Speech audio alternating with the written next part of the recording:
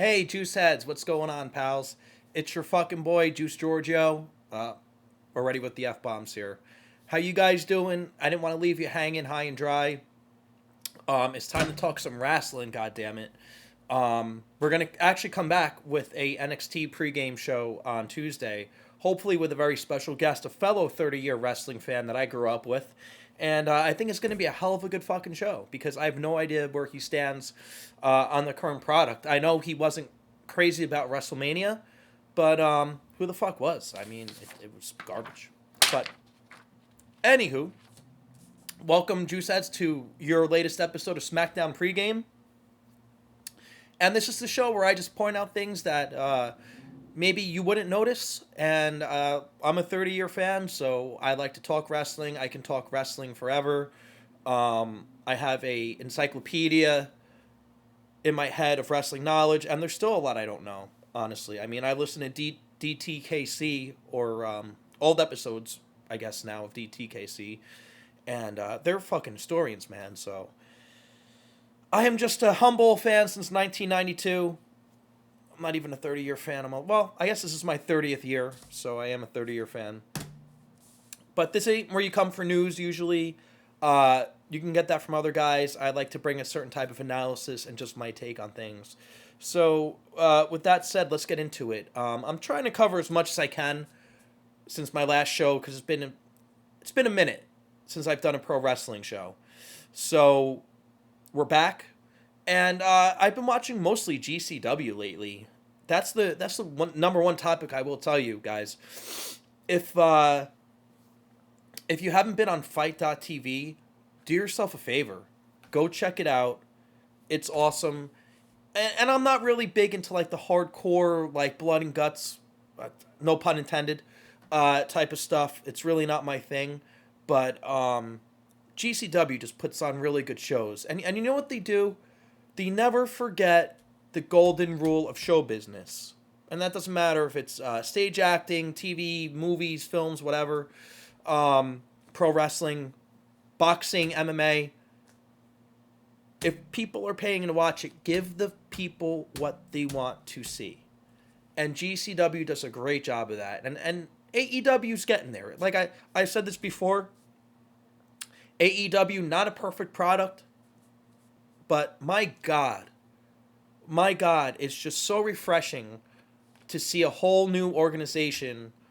And a lot of people shit on the fact that like a lot of disgruntled WWE guys go to AEW and like kind of shit on Vince as like they get in there. Like Big Show, I guess the latest one is Big Show coming in with the No More BS t-shirt. But you know what? This is what these guys do for a living. And I totally get it. They're fucking frustrated.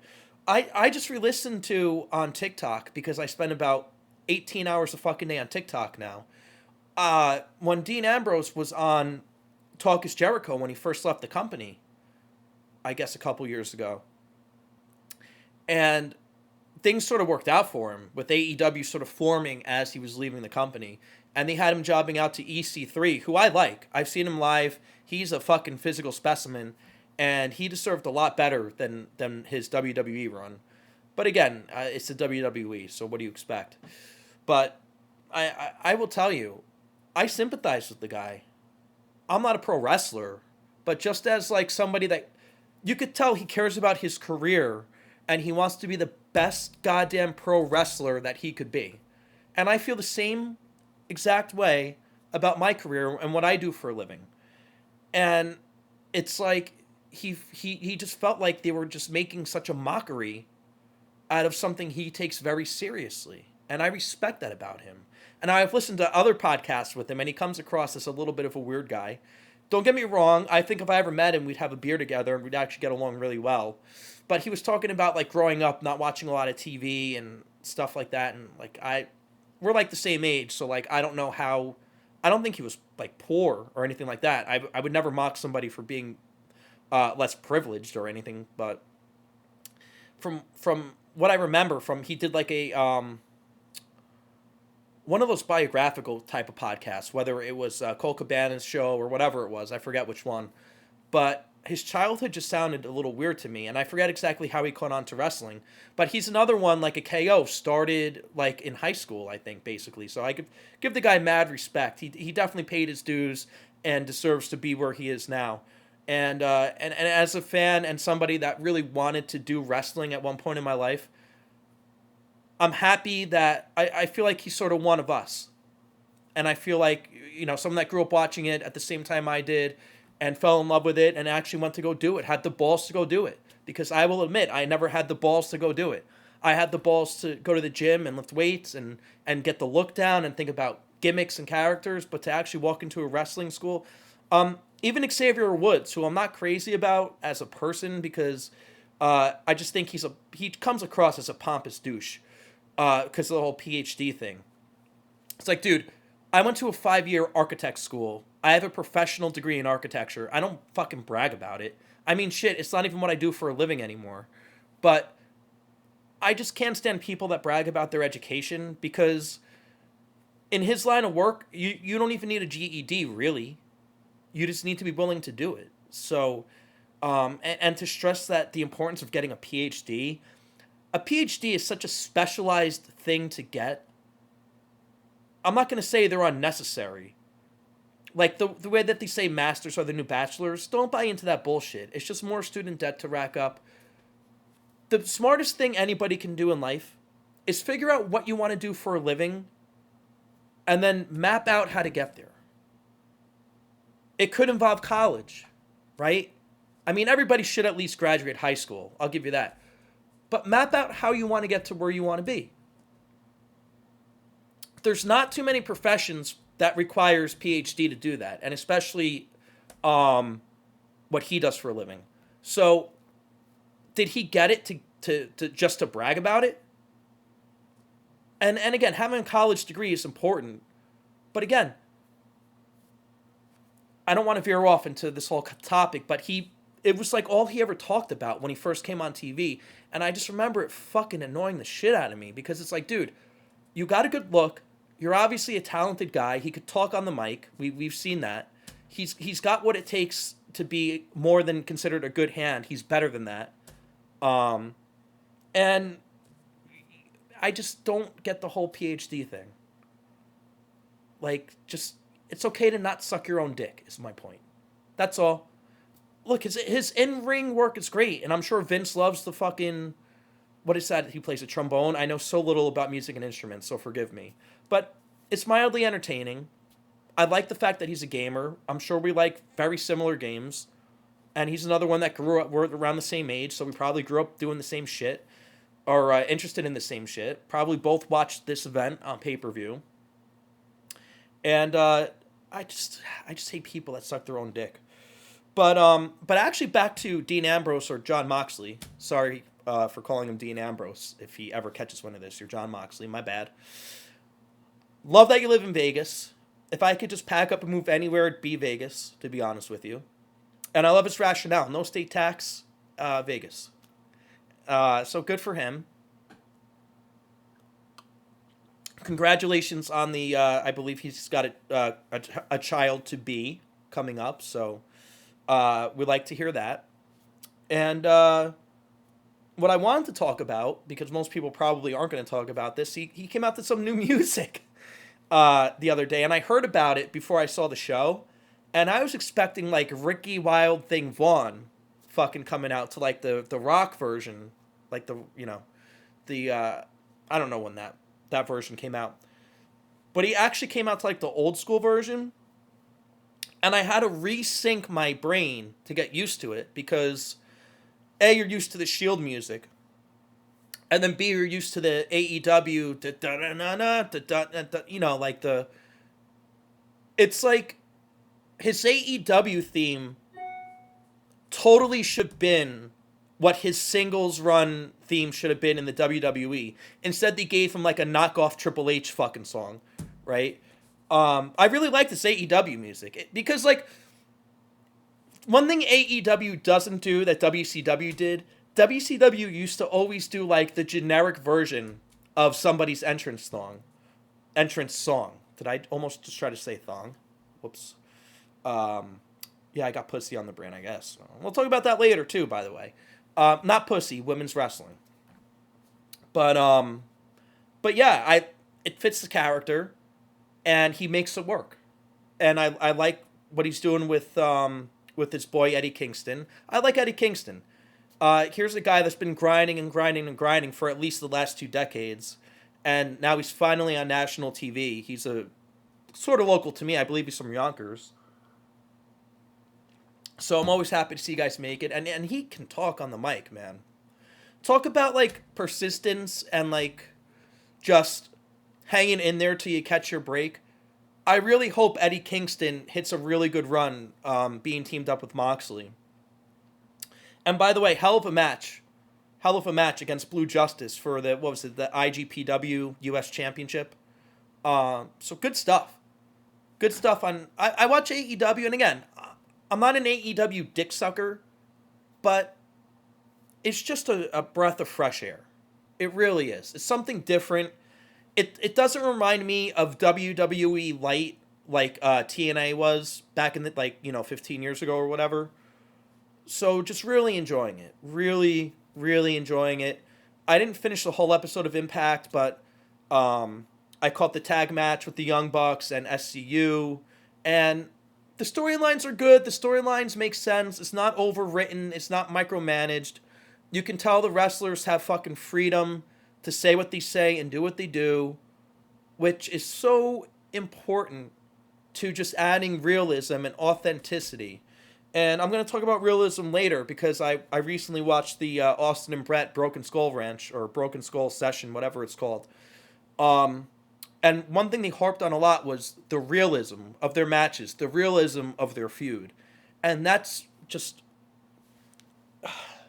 Thank God for DVRs when it comes to the WWE. That's all I'm going to say.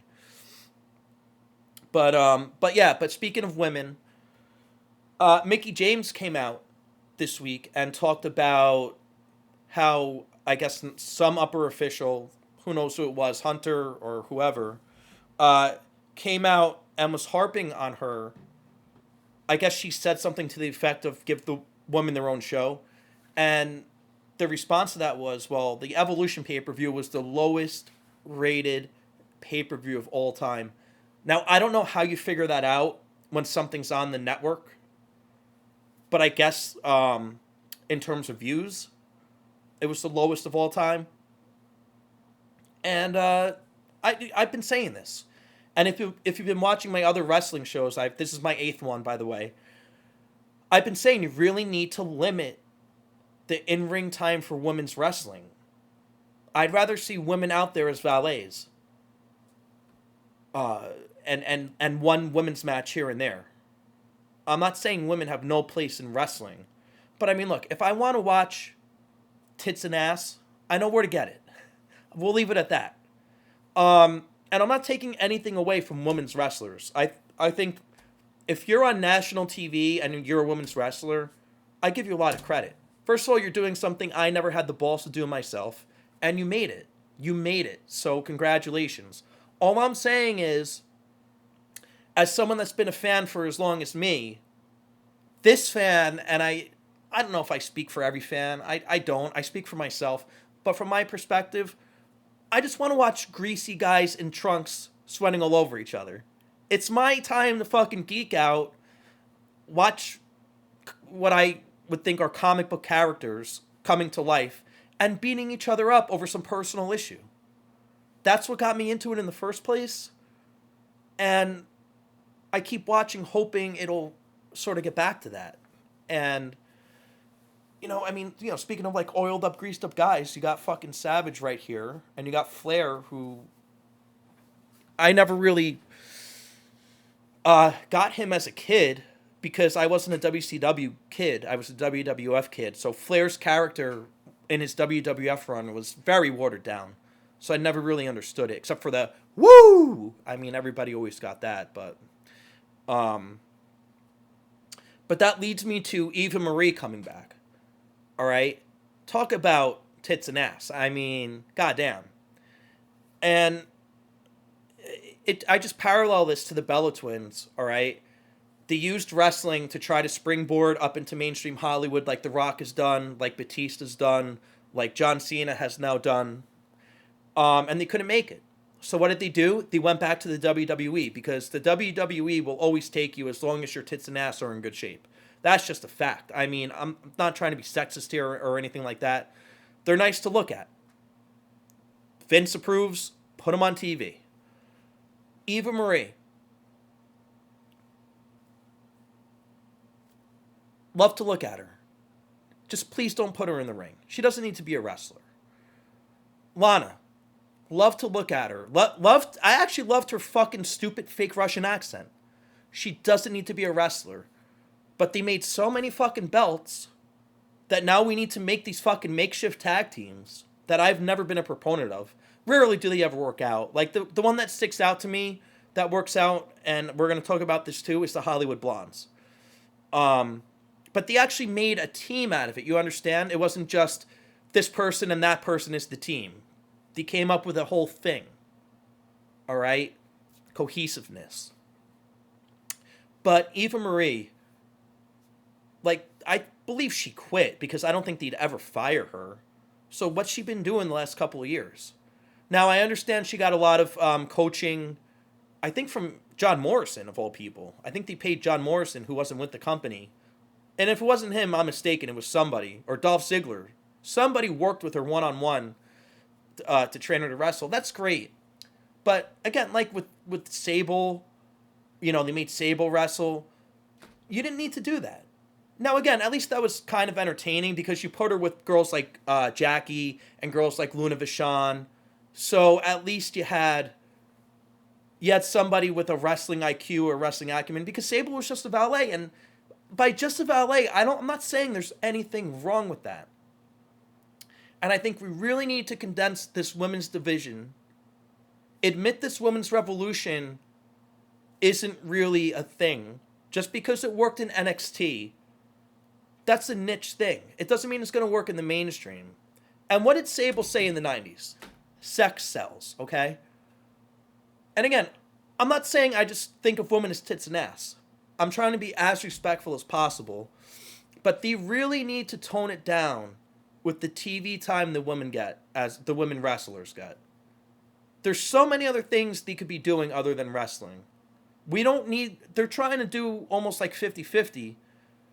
They know Evolution was the lowest rated pay-per-view of all time. Yet, it seems like week after week after week, they get more and more TV time. All you need is a few, honestly. The women's roster should be like, at max, a dozen. Maybe 15. Maybe 15. Especially with ratings in the toilet the way they've been. I'm just giving friendly advice. Wrestling fans don't watch to watch women wrestle. I'm sorry. I'm sorry if I offend anybody. I'm sorry if anybody disagrees. But I don't know anybody that watches Monday Night Raw, Friday Night SmackDown, or SummerSlam to see, I don't know, Tamina. Would I pay a ticket to see Asuka? Yeah.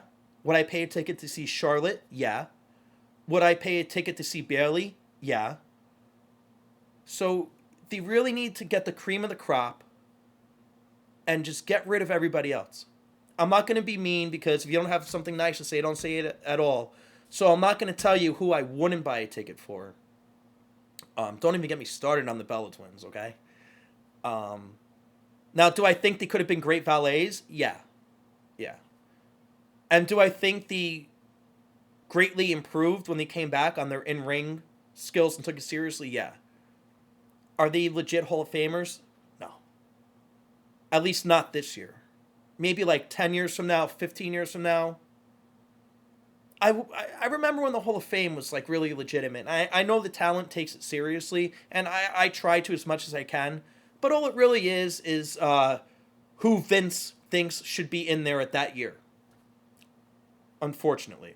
I wish there was I believe there is like an independent pro wrestling Hall of Fame, but the problem is it just doesn't have the notoriety of the WWE Hall of Fame.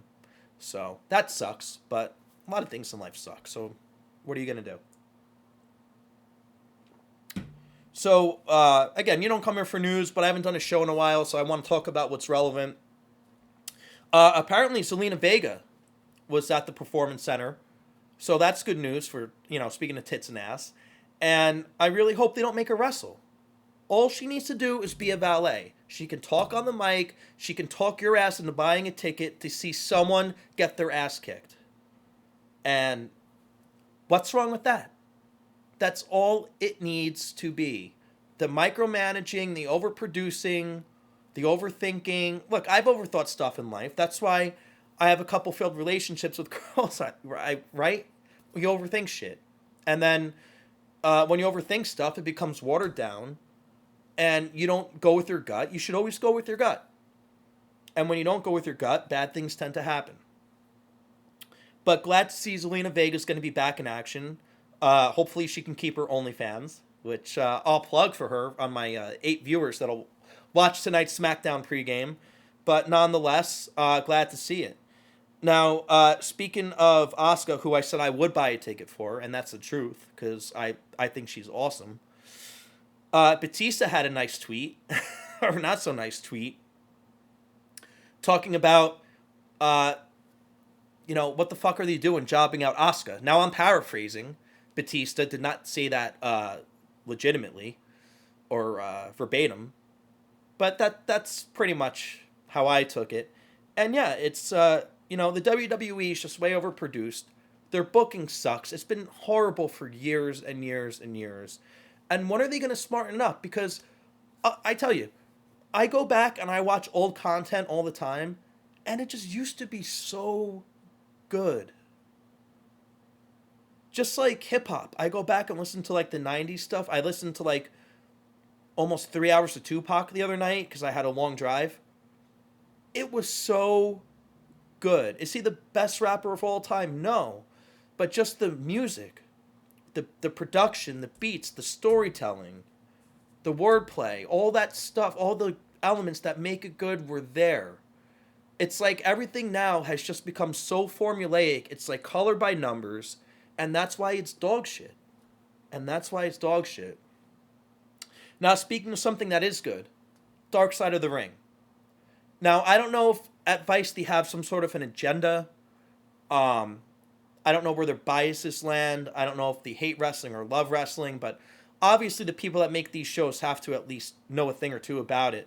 But this 2-part episode was great. If you haven't seen it, go check it out. It's on YouTube. Brian Pillman, I remember being really entertained by him. He died when I guess I was 13. But I saw him live at the SummerSlam where he wrestled Goldust, and the stipulation was he would have to wear a dress on Raw the next night. If he lost. And there was a mannequin with a dress, and he fucking threw that shit out of the ring. And I'm glad I got to see him live. And just go check it out. I'm not going to tell you too much about Pillman you don't know already. But I really love that they had Austin on it from the set of the Broken Skull Sessions show.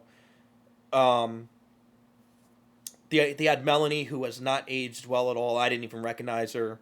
They had Brian Pillman Jr., they had Jim Cornette, they had Meltzer, they had, I guess it was his trainer when he was on the Bengals, I forget his name, but it was really well done. They had all the key players in there. Bischoff was on it. I don't need to tell you about it. I'm sure you've seen it already, but even if you have, it's worth a second watch. I actually watched it twice. Really, really good stuff. So, in the midst of that Dark Side of the Ring, I was looking for something else to cleanse my palate, because I love hearing Austin talk about the business. One of my favorite things about pro wrestling in 2021 is finding shit to watch other than WWE current programming. And the top things for me are GCW, AEW, and anything involving Stone Cold Steve Austin talking about the business, whether it's like a shoot interview or it's his own show. He doesn't really do the podcast anymore, so just like the actual podcast, but he does do the Broken Skull Sessions. And I haven't seen them all. Some of them I really don't care to watch. Like, I don't care about watching the one with Sasha Banks or Bayley, to be completely honest with you. Because I like when he talks to older veterans that have been around the business more. Nothing against Sasha or Bayley. Like, if Seth Rollins went on, I probably wouldn't be interested in watching it either. I just like when he talks to people that were involved in the business at the same time as him, and maybe someone that worked a program with him, or somebody he wishes he worked a program with, or something like that. That's the rationale behind that thought. But I did go back and watch the Broken Skull session with Bret Hart, and it was tremendous. And my favorite part about what Austin does, he'll go back and he'll put on a match. And in this instance, obviously, we know what match we're alluding to. The WrestleMania 13 had to be the match of the year. Had to be a 5-star rated match. There's no way it was. I don't know that for a fact, but it had to be. When him and Bret tore it down in that submission match. And if you haven't seen it, go watch it. It's just awesome the way that Austin goes back with Bret, and they both dissect the match. And there's so many things that I didn't even fucking notice. Like, for instance, when Bret cut Austin open, the blood going on to Lawler. I heard Lawler on the commentary say he had blood all over him, but that was just a audio. But Austin pinpointed the second where you can actually see it on the video. And I was just really, really, I always get excited when I see something new. I mean, that's from 97, so that's not, like, last month, right? So, really enjoyed that. So, I talked a little bit about AEW from this week. Last week, they had their Blood and Guts show, and obviously the big talk about that was the ending or whatever. And, I mean, it's a live show. They fucked up. All right? It's not like the WWE where they intentionally go in there every week and the show's bad on purpose. Do I think the WWE tries to make a bad product? No. I think that in their fucking delusional brains, they think they're doing a good job. And NXT, by the way, is quickly becoming WWE Light. It used to just be NXT. The worst thing they did was go to 2 hours and move to USA. The worst thing they fucking did. And that's not a knock on the talent. I will never knock the talent. Ever. Ever. It has everything to do with the company. But as far as Blood and Guts goes, great show. It reminded me like a Clash of the Champions kind of a deal. And just really good stuff. And I hope they do more things like that. And I would think they would. So I don't think that's going anywhere anytime soon. The talk of SmackDown last week, because this is, after all, Smackdown Pre Game. No fist. No fist. They did the stupid augmented reality fucking fist. And I will tell you, garbage. Garbage. Thank God for DVRs. Just thank God for DVRs. And that's the most about SmackDown I'm going to talk about. And the last thing I have is Raw is garbage, because it is. I can't tell you anything that happened good on Raw, except I got to see Eva Marie for a minute do a vignette. Just thank God I can fast forward through that. Who the fuck wants to watch Drew McIntyre and Lashley again and again and again? And I think even it was called out on WrestleMania or Cultaholic, one of them. But they were saying, by having these repeat matches like McIntyre and Lashley and Asuka and Ripley over and over and over again, you're fucking devaluing WrestleMania. And I've already talked about this. By going to Peacock altogether, you're devaluing WrestleMania. By making WrestleMania available for $2.50, you're devaluing WrestleMania. Even on the network. I didn't want WrestleMania included on my subscription. I loved it. I'll take it if you're gonna offer it, but it devalued it. They should have done something where if you have the network, we'll give it to you at a discount. You know, $20, $30, $40. Because the year before the network, it was like $60, $70 to get on high def. And now it's included in a $10. I understand $10 a month is $120, and WrestleMania is the only pay-per-view I really ever ordered all year. But it's WrestleMania. I'll fucking pay for it. And this year with all the commercials, what a disgrace. I haven't to my credit, I'll suck my own dick for a second. I didn't hear one other podcaster talk about how many fucking commercials there were in between matches in WrestleMania. And again, the bell-to-bell time was not the problem. The problem was in between the bells. There were no fucking backstage promos that I remember, and I wasn't fucking hammered during WrestleMania. I don't remember. The only backstage promos I remember seeing was when they had the weather delay, which, by the way, were great because it forced them to be unscripted, because it was unexpected and impromptu. So that's my Smackdown Pre Game. So enjoy your Smackdown. I am enjoying what Roman Reigns is doing with Paul Heyman, so I hope that program keeps going. I do like the Usos. I think they're doing great. I'm actually a little intrigued to see what happens. So, but again, thank God for DVRs. And I think we're going to catch you Tuesday with an NXT pregame. And shout out Juiceheads. Thank you for tuning in. Thank you for watching. I love wrestling. No matter how bad it gets, you got to stick with it. And we'll catch you next time.